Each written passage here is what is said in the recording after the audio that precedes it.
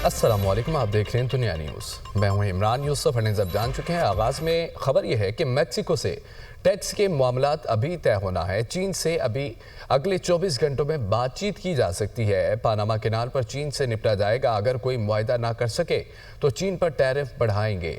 USAID एक अच्छा तस्वुर है, लेकिन इसमें बाएं बाजू की इजारादारी है। यूक्रेन को बताया है कि उनके पास कीमती ज़मीनें हैं। हम चाहते हैं कि यूक्रेन वो ज़मीनें हमारे हवाले कर दे। एलोन मस्क को तनाज़ात वाली जगहों पर जाने की इजाज़त नहीं दी जाएगी। एलोन मस्क से बाहमी दिलचस्पी के मामलात पर इख्तलाफात नहीं हैं।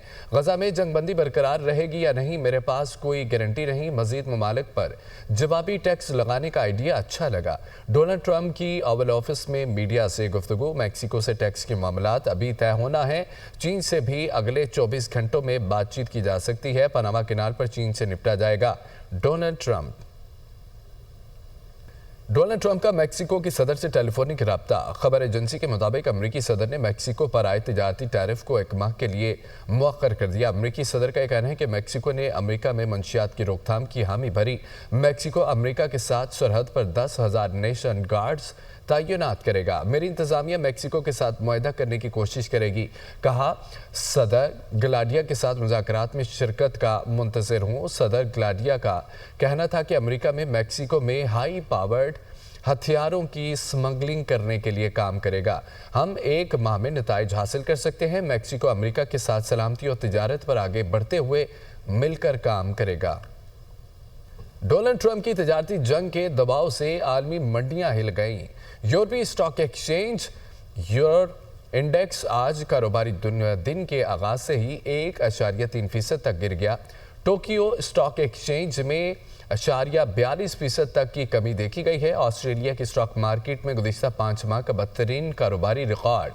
जनूबी कोरिया और हांगकांग की मार्केटों में भी शदीद मंदी देखी गई। अमरीकी मार्केट में भी कमी, जबकि डाउ जोन्स इंडेक्स 0.75% तक गिर गया। डोनाल्ड ट्रंप की तिजारती जंग के दबाव से आलमी मंडियां हिल गईं। यूरोपीय स्टॉक एक्सचेंज यूरो इंडेक्स आज कारोबारी दिन के आगाज से ही 1.3% तक गिर गया।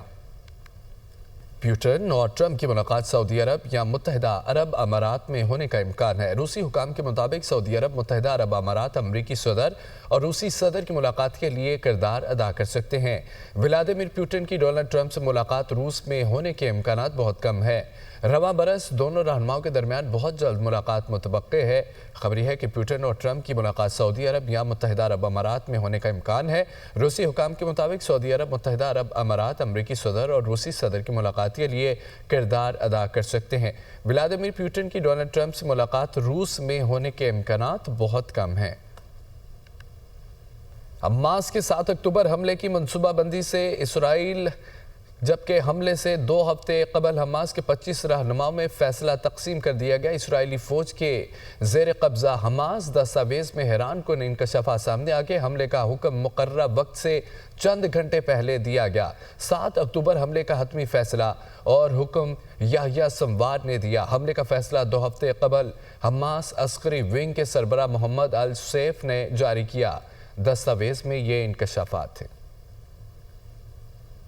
अक़वाम मुत्तहिदा का अमरीकी सदर डोनाल्ड ट्रंप की मुआशी पॉलिसियों पर तशवीश का इजहार। ट्रंप के तिजारती इक़दामात और पाबंदियों का आलमी मईशत पर मनफी असर पड़ेगा। तरक्की पजीर ममालिक बराह रास्त पाबंदियों की जद में आएंगे। दुनिया भर में इंसानी हकूक़ की बेहतरी के लिए जारी सरगर्मियाँ मुतासिर होंगी। तर्जमान अक़वाम मुत्तहिदा स्टीफन दुजार्ट की न्यूज़ कॉन्फ्रेंस। अक़वाम मुत्तहिदा का अमरीकी सदर डोनाल्ड ट्रंप की मुआशी पॉलिसियों पर तशवीश का इजहार। ट्रंप के तिजारती इक़दामात पर पाबंदियों का आलमी मईशत पर मनफी असर पड़ेगा। तरक्की पजीर ममालिक बराह रास्त पाबंदियों की जद में आएंगे। दुनिया भर में इंसानी हकूक़ की बेहतरी के लिए जारी सरगर्मियाँ मुतासिर होंगी।